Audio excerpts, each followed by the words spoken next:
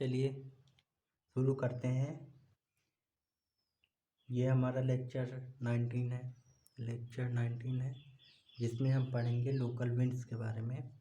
Local winds के बारे में हम देखते हैं। लोकल विंड्स के बारे में ये दो प्रकार की विंड्स होती हैं, एक हॉट एंड कोल्ड विंड्स। तो हम देखते हैं लोकल विंड्स में हम क्या देखेंगे, चिनूक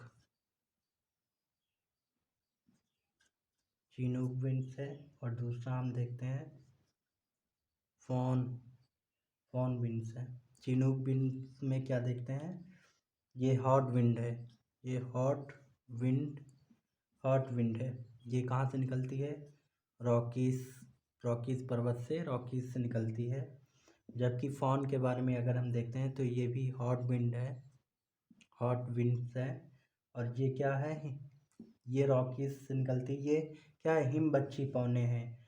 ये क्या हॉट विंड है ना, तो ये जब निकलती हैं हिमबच्छी पौने इसे बोलते हैं। क्योंकि इसका महत्व क्या होता है कि हिम पिघलाने से, जब ये हिम पिघला देती हैं, जब ये विंड्स चलती हैं तो हिम पिघला देती हैं। इसे हिम पिघलने के बाद से चारागाह क्षेत्र का निर्माण होता है। जिस तरह से चारागाह क्षेत्र का निर्माण होता है इस पौनों की वजह से। ये हिमबच्छी हैं, ये हिमबच्छी पौने हैं। इसके वजह से क्या होता है, हिम को पिघला देती हैं। बर्फ़ की चादर जो होती है पर्वतों पर, उसको पिघला देते हैं, हिम को पिघला देती हैं। और हिम पिघलने की वजह से फिर वहाँ पर चारागाह क्षेत्र निर्मित हो जाता है। तो ये चिनूक विंड से कहाँ से चलती हैं, हॉट विंड से, ये रॉकीज से चलती हैं। और ये फॉन विंड से, ये फॉन विंड्स, ये भी हॉट विंड्स है, ये भी हिमबच्छी है। ये क्या करती हैं, पर्यटकों को दुष्प्रभावित करते हैं। ये पर्यटकों को, पर्यटन क्षेत्र को दुष्प्रभावित करती हैं।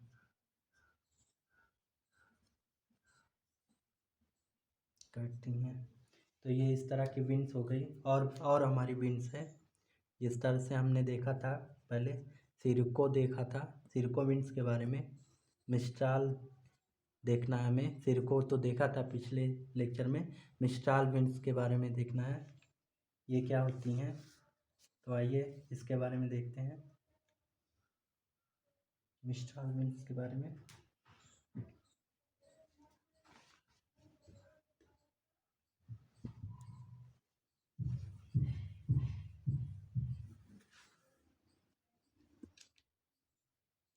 मिस्ट्राल में ये आल्प्स से निकलती हैं। ये कहाँ से, आल्प्स पर्वत से निकलती हैं। ये आल्प्स पर्वत से निकलती हैं। आल्प्स पर्वत से Rohan valley, RHONEVALLY, Rohan valley से, ये फ्रांस में है। यहाँ से ये निकलती हैं, ये कोल्ड विंड्स होती हैं। कौन सी, ये कोल्ड विंड है। ये क्या करती हैं, अंगूर की खेती जहाँ होती है, अंगूर की खेती को प्रभावित करती हैं या अंगूर की खेती का विनाश करती हैं। ये विंड्स क्या कर देती हैं, अंगूर की खेती का विनाश कर देती हैं। अंगूर की खेती का विनाश कर देती हैं। तो ये हो गया मिस्ट्राल। अभी विंड्स के बारे में देख लेते हैं, ये विंड्स होती क्या है, किस तरह से चलती हैं।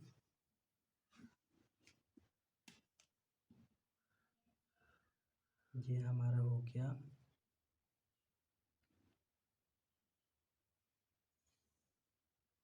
ये हमारा हो गया रॉकीज पर्वत, रॉकीज या आल्प्स रॉकीज ले लेते हैं, रॉकीज पर्वत।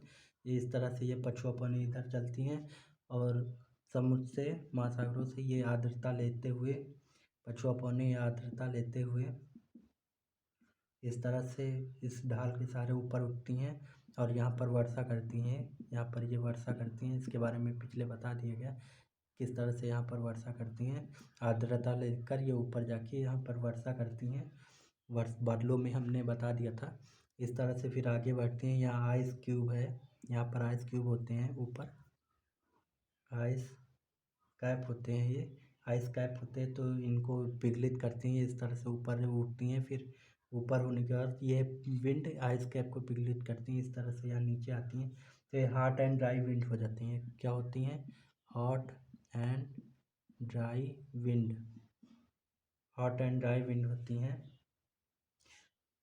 इस तरह से ये आती हैं। ये इस तरह के क्षेत्र जिधर ये वर्षा नहीं करती तो इसे क्या बोलते हैं हम?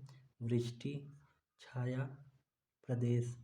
वृष्टि छाया प्रदेश, जिधर इस भाग में वर्षा होती है इस भाग में ये अपनी आर्द्रता लॉस कर देती हैं और नीचे आती हैं हॉट एंड ड्राई विंड की तरह इस क्षेत्र में आती हैं, तो इसको बोलते हैं वृष्टि छाया प्रदेश। और ये विंड जो चलती हैं इस तरह से हमारी, क्योंकि ये रॉकीज से निकलते हुए जब ये विंड ये चलती है इस तरह इस पर्वत के दूसरे भाग पे, ये इस भाग पे वर्षा कर कर ये इस भाग से निकलती हैं, तो इसको हम कौन सी विंड्स कहते हैं? इसको हम चिनूक कहते हैं। चिनूक, इसको हम कहते हैं चिनूक। जब ये निकलती हैं रॉकीज से, अगर ये आल्स से निकलती हैं तो इसको हम क्या कहते हैं? फॉन। आल्स से निकलती हैं तो इसको हम फॉन कहते हैं। तो हमारी हो गई विंड्स के बारे में, किस तरह से इनका वो हुआ, फॉर्मेशन हुआ। पछुआपनों के द्वारा इनका फॉर्मेशन होता है। ये हॉट एंड ड्राई है। यदि ये रॉकीज पर्वत से निकलती तो ये चिनोक हो जाती। हाल से निकलती हुई ये हॉट एंड ड्राई विंड्स निकलती हैं तो ये फॉन हो जाती हैं। अब हम देखते हैं, इसके बाद हम देखेंगे वायुमंडलीय वायुमंडलीय अस्थिरता किसे कहते हैं। वायुमंडलीय अस्थिरता को देखते हैं, क्या होता है वायुमंडलीय अस्थिरता, इसके बारे में हम देखते हैं।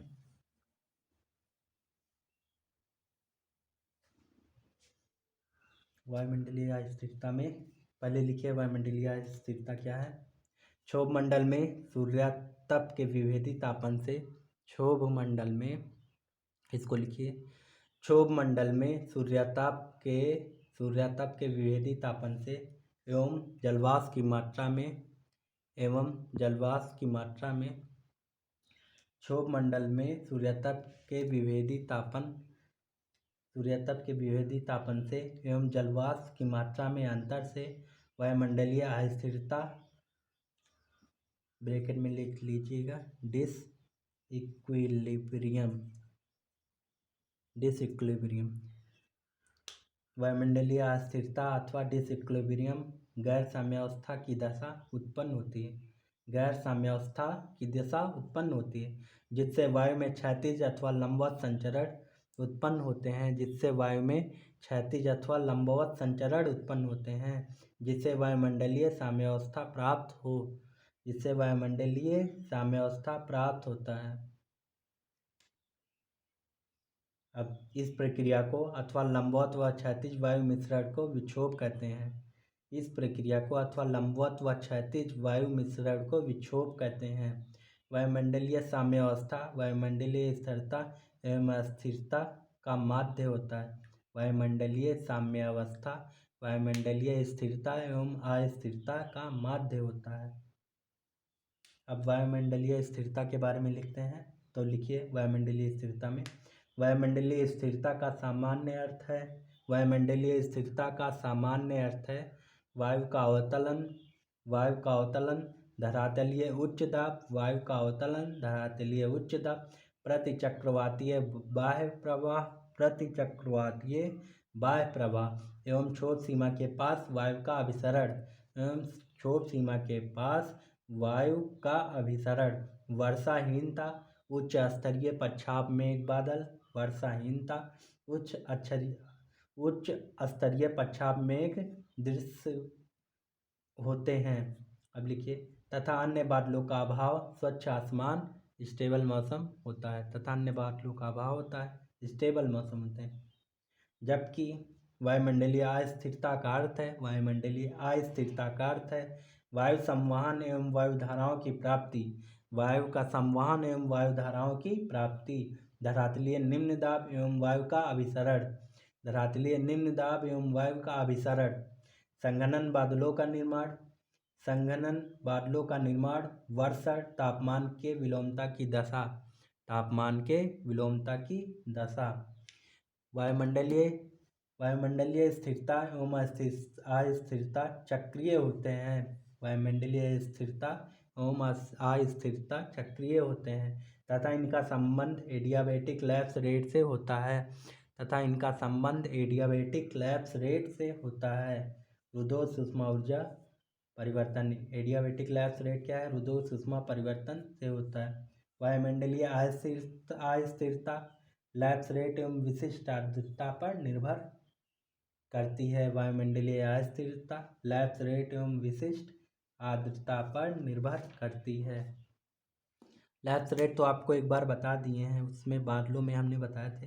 अब उससे पहले आप फिर से आप लैप्स रेट जान लीजिए, लिखवा देते हैं। लैप्स रेट का अर्थ है ऊंचाई के साथ तापमान में परिवर्तन। लैप्स रेट का अर्थ है ऊंचाई के साथ तापमान में परिवर्तन। रुद्धोष्म ऊष्मा परिवर्तन का अर्थ है वायु राशि में अथवा वायु के ताप स्थैतिक दशा में। रुद्धोष्म ऊष्मा परिवर्तन का अर्थ है वायु राशि में अथवा वायु के ताप स्थैतिक दशा में बिना ऊर्जा के बाह्य विनिमय अथवा आगत अथवा निर्गत के तापमान में परिवर्तन। यह वायुमंडल में ऊंचाई के साथ ह्रास होने के कारण वायु के विस्तार से आयतन में वृद्धि एवं बढ़े हुए आयतन में वायु के आंतरिक ऊष्मा ऊर्जा का पुनर्वितरण अतः वायु के उत्थान के साथ रुद्धोष्म शीतलन होता है। जबकि पतन या अवतलन के साथ रुद्धोष्म तापन होता है। चूँकि वायु स्वयं कुचालक होती है अतः उत्थान अथवा पतन के साथ इसका निकटस्थ वायु से मिश्रण नहीं हो पाता। ये हो गया लैप्स रेट। अब क्या है? Dry adiabatic lapse rate. इसको डालिए, लिखिए dry adiabatic lapse rate. Dry adiabatic lapse rate. शुष्क रुद्धोष्म ह्रास दर, इसको बोल देंगे शुष्क रुद्धोष्म ह्रास दर। शुष्क रुद्धोष्म ह्रास दर। अब ये क्या है? तो लिखिए इसमें, चलिए ड्राई एडियाबैटिक लैप्स रेट में लिखिए। इसमें लिखिए ऊपर उठने वाली वायु में जलवाष्प का अभाव हो अर्थात शुष्क वायु हो तब उत्थान के साथ दाब परिवर्तन का दर 10 डिग्री सेल्सियस पर किलोमीटर होता है। ऊपर उठने वाली वायु में जलवाष्प का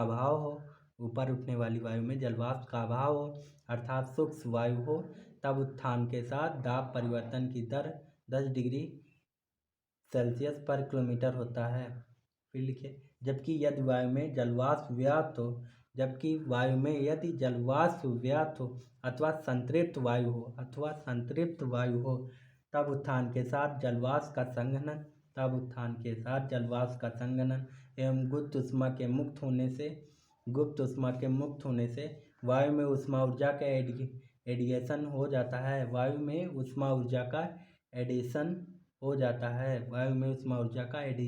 जाता है। यह अतिरिक्त ऊष्मा ऊर्जा प्राप्त होती है जिससे वायु पुनः गर्म होता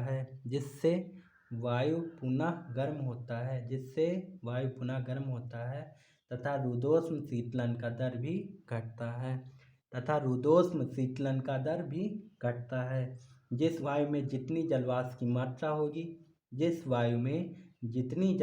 मात्रा होगी उतनी अधिक संघनन की गुप्त ऊष्मा निकलती है।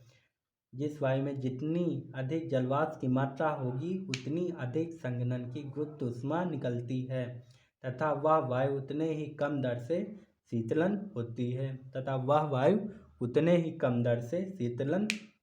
होती है अर्थात SALR ये 5 to 9 डिग्री सेंटीग्रेड पर किलोमीटर होता है अर्थात SALR 5 to 9 डिग्री सेंटीग्रेड या सेल्सियस 5 to 9 डिग्री सेल्सियस पर किलोमीटर होता है। अब इसके बाद लिखिए नीचे, जिस वायु में औसत आर्द्रता लगभग 60% होती है, जिस वायु में औसत आर्द्रता लगभग 60% होती है 60% होती है उसे सामान्य वायु माना जाता है एवं ह्रास दर 6.5 डिग्री सेंटीग्रेड प्राप्त होता है जिसे पर्यावरणीय ह्रास दर ELR कहते हैं। ये हो गया। अब आपको बता दें क्या लैप्स रेट, चलिए एक बार फिर से बता देते हैं लैप्स रेट आपको। लैप्स रेट क्या है,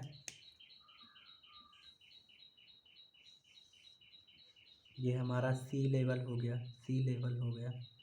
सी लेवल यहाँ पर कितना दाब लगेगा, 1013 MB का दाब होता है। ठीक, अब ऊपर बढ़ने पर दाब घटता है तो मान लेते हैं हम 5 किलोमीटर ले लेते हैं, कुछ भी मान लेते हैं 5 किलोमीटर। यहाँ पर हम मान लेते हैं कितना MB का दाब बचा, 506 MB का दाब मान लेते हैं। 506 MB का दाब घट गया ना, दाब घट गया, नीचे की अपेक्षा ऊपर दाब घट गया। तो ये क्या होती है कि जैसे इस तरह से वायु राशियाँ हैं, इस तरह से ये एक वायु राशि है, ये एक वायु राशि है, इस तरह से ये है हमारा पर्वत, ये हमारा पर्वत मान लेते हैं, ये पर्वत है। तो ये वायु राशि इस तरह से आएगी, ये पर्वत के सहारे इस तरह से ऊपर उठेगी, पर्वत के सहारे ये ऊपर उठेगी, पर्वत से के सहारे, ढाल के सहारे इस तरह से ऊपर उठ गई। यहाँ पर इसका क्या होता है, हल्की हुई ऊपर उठी, हल्की हुई, चूँकि 1013 MB का दाब था, अब दाब कम हो गया तो आयतन बड़े क्षेत्र में, इस वायु का आयतन बड़े क्षेत्र में फैल गया, ये वायु राशि बड़े क्षेत्र में फैल गई।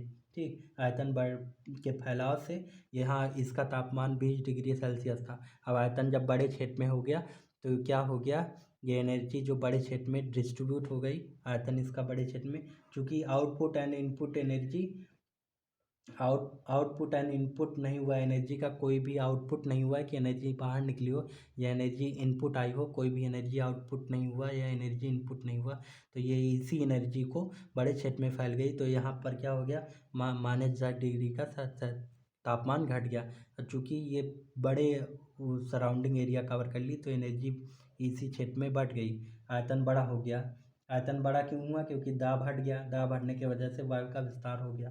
तो इसके जो तापमान में जिस तरह से तापमान का वो होता है, ये आयतन के बढ़ने की वजह से थर्मोस्टैटिक इक्विलिब्रियम मेंटेन करती है। तो यही हो गया इसका लैप्स रेट, यही रुद्धोष्म ऊष्मा परिवर्तन का अर्थ यही हो गया कि बिना अपनी स्थैतिक दशा में बिना ऊर्जा का बाह्य विनिमय अथवा ऊर्जा का आगत या निर्गत, चूँकि अथवा ऊर्जा को मतलब बिना बाह्य विनिमय के, बिना इसके ऊर्जा के लिए हुए इसके तापमान में परिवर्तन हो जाए, तो यही लैप हो गया उसका, रुद्धोष्म ऊष्मा परिवर्तन हो गया ना उसका। तो यही लिखवाया है, इसको बादलों में भी अच्छे से समझाया है। तो ये हो गया। अब चूँकि ये देखिए ये वायु इस तरह से है, ये वायु, इसका तापमान -20 डिग्री सेल्सियस है।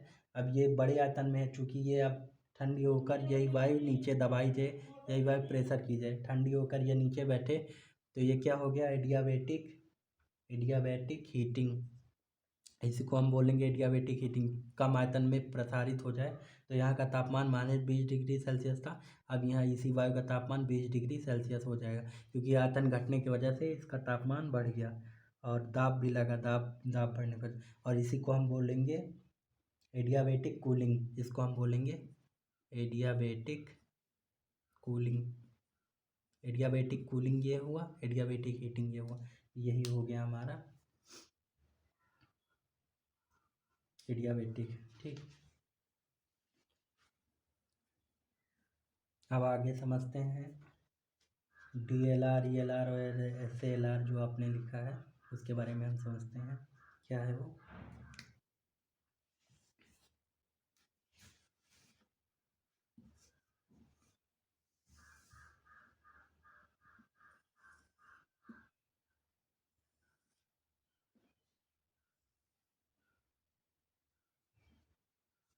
ये हमारी वायु राशि है, एक वायु राशि है, ठीक।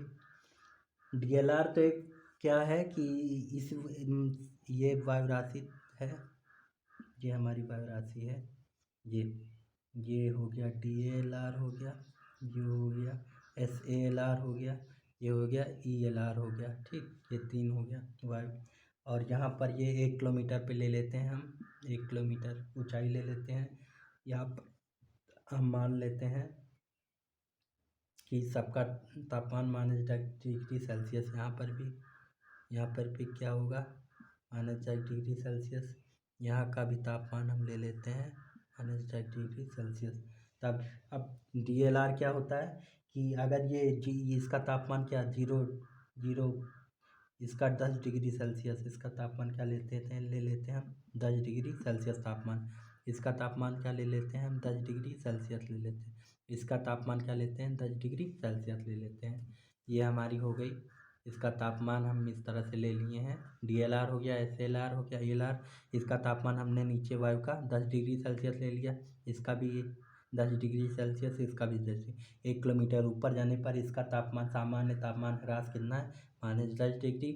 इसका भी -10 डिग्री, इसका भी -10 डिग्री सेल्सियस यहाँ का तापमान इस वायु का। अब इसमें किस तरह से DLR काम करता है। DLR क्या है कि आर्द्रता जीरो, अगर इसकी आर्द्रता 0% हो, मतलब कोई वायु हो जो मतलब सूक्ष्म वायु हो, कोई सूक्ष्म वायु हो, तो वो अब 1 किलोमीटर बढ़ने की वजह से 1 किलोमीटर, अगर ये ऊपर 1 किलोमीटर ऊंचाई पर जाएगा तो ये 10 डिग्री सेल्सियस पर किलोमीटर का ह्रास करेगा।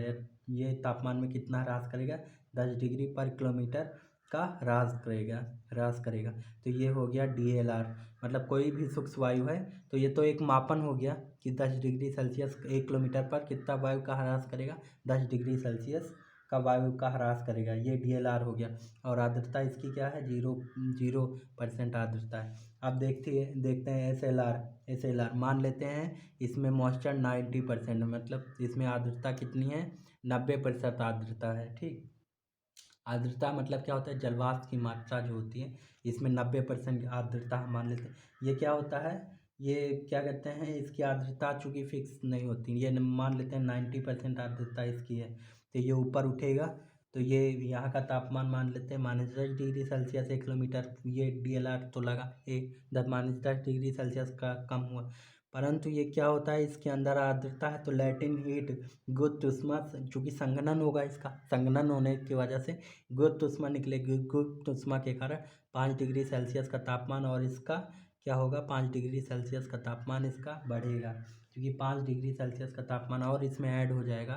तो ये क्या होगा, पहले तो इसका 10 डिग्री सेल्सियस का तापमान कितना था, 10 डिग्री सेल्सियस था, फिर ये -10 डिग्री सेल्सियस हुआ, ठीक। फिर बाद में +5 डिग्री सेल्सियस, तो इसका तापमान क्या हो जाएगा, ये 5 डिग्री सेल्सियस हो जाएगा। तो SLR क्या होगा, 5 डिग्री सेल्सियस पर किलोमीटर ये घटेगा। ये कितना घट रहा था, अगर इसमें आर्द्रता नहीं थी, DLR 10 डिग्री सेल्सियस पर किलोमीटर घट रहा था।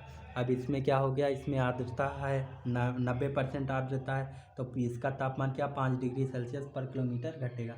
अब ये चूँकि फिक्स नहीं होता, ये आर्द्रता घटती बढ़ती। अगर हम मान लेते हैं आर्द्रता कितनी हो गई, मान लेते हैं आर्द्रता इसकी 20% हो गई, 20% हो गई आर्द्रता इसकी, मॉइस्चर क्या हो गई, तो गुप्त ऊष्मा हम मान लेते हैं, चूँकि आर्द्रता कम है, गुप्त ऊष्मा मान लेते हैं एक एक +1, 1 डिग्री, वो 1 डिग्री का वो हुआ गुप्त ऊष्मा के, कितना हुआ हमारा, 1 डिग्री सेल्सियस निकला, 1 डिग्री सेल्सियस निकला। तो इसका क्या होता है, फिर ये क्या होगा, तापमान क्या होगा इसका, 9, इसका तापमान हो जाएगा 9 डिग्री सेल्सियस, तापमान हो जाएगा 1 किलोमीटर पर 9 डिग्री सेल्सियस का ह्रास हो जाएगा। तो ये क्या होगा, ये आर्द्रता इसकी फिक्स नहीं होती। अब ये होती है ELR, क्या होता है, इन्वायरमेंटल लैप्स रेट।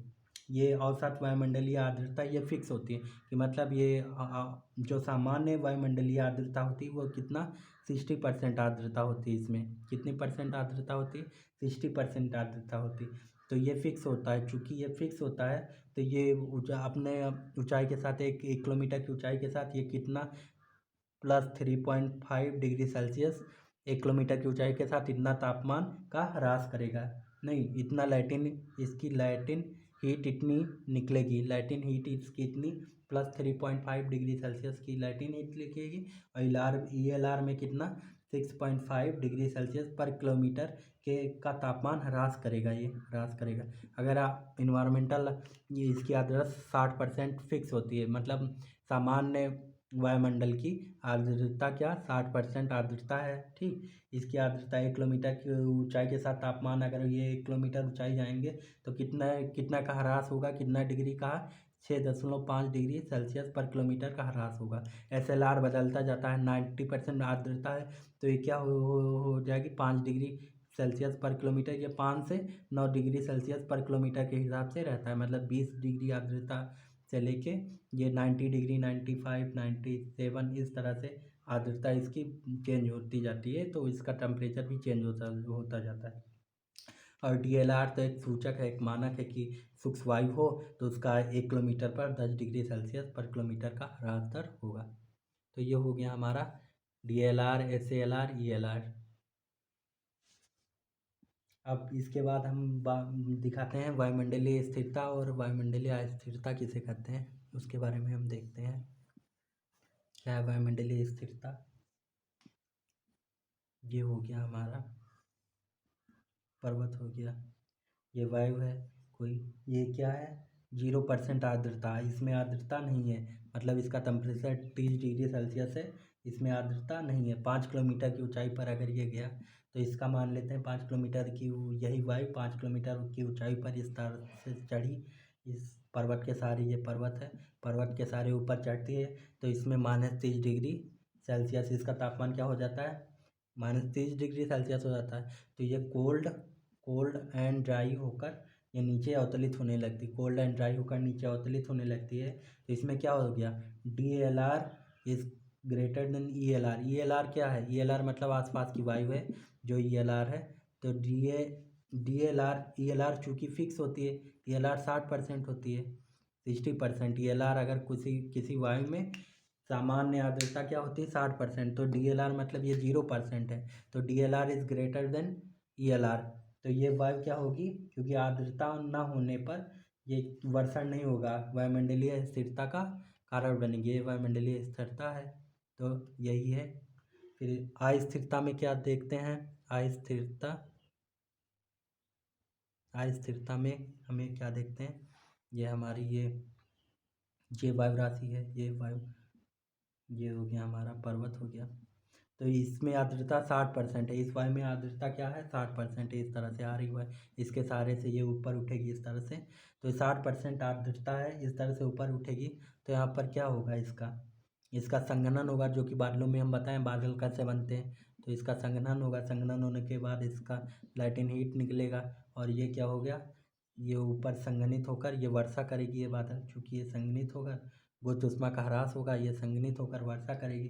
तो ये क्या हो गया? ELR is greater than DLR है। मतलब सूक्ष्म वायु से ये ELR is greater than DLR हो गया। ठीक, DLR तो एक मानक है। DLR कि अगर सूक्ष्म वायु हो, मतलब आर्द्रता ना हो, 1 डिग्री पर कितना टेम्परेचर ह्रास करेगा? 10 डिग्री सेल्सियस का टेम्परेचर ह्रास करेगा। तो ये ELR चूँकि ELR में ये इसकी आर्द्रता ज़्यादा है, 60 है, तो ELR is greater than DLR। अस्थिरता के प्रकार, ये 3 प्रकार के स्थिरता के प्रकार होते हैं। एक होते हैं SLR is greater than DLR होता है। SALR जो होता है मतलब आर्द्रता 60 से ऊपर आर्द्रता हो, क्या हो? DLR आर्द्रता हो, ठीक है, वायु में। और SALR is greater than ELR मतलब आसपास की वायु जो है इन्वायरमेंटल जो वो मानक है 60% आर्द्रता। तो ये SLR में क्या हो? आर्द्रता 60% से अधिक हो, मतलब 65 90% 80% आर्द्रता हो। या फिर एक है ELR is greater than SALR मतलब ELR जो है इसकी आसपास की वायु जो है इन्वायरमेंटल वायु जो है इन्वायरमेंटल लैप्स रेट क्या है? वो ज़्यादा हो, आसपास की वायु की आर्द्रता क्या हो? ज़्यादा हो SALR से।